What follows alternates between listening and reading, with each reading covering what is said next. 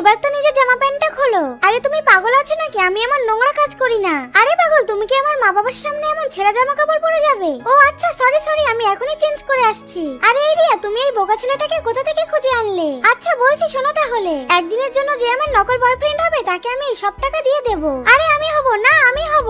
আরে এই ছেলে, তোমার কি টাকার প্রয়োজন নেই? আমার বন্ধুরা যখন রাজি তখন ওদেরকেই নিয়ে যাও, কিন্তু আমার তো তোমাকেই লাগবে, তাহলে তার জন্য আরো টাকা লাগবে। আচ্ছা ঠিক আছে, এই নাও তোমার সব টাকা। আর এখন আমি একে নকল বয়ফ্রেন্ড সাজিয়ে আমার মা বাবার সামনে নিয়ে যাব। সত্যি কথা বলতে তোমাকে এই ড্রেসে অনেক হ্যান্ডসাম লাগছে, আর তুমি অনেক সুন্দর দেখতে। দেখো আমরা কিন্তু বাড়িতে পৌঁছে গেছি, তোমাকে কিন্তু আমার বয়ফ্রেন্ড হওয়ার অ্যাক্টিং করতে হবে। ঠিক আছে তুমি ভিতরে যাও, আমি একটু আসছি। রিয়া দেখো, আমি তোমার জন্য সবথেকে বড়লোক ছেলে দেখেছি, কিন্তু মা আমার আগে থেকেই বয়ফ্রেন্ড আছে।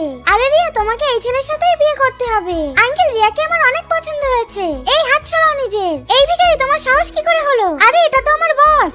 কিন্তু যারা আমার চ্যানেলটা সাবস্ক্রাইব করবে তাদের মা বাবা যেন অনেক দিন বেঁচে থাকে।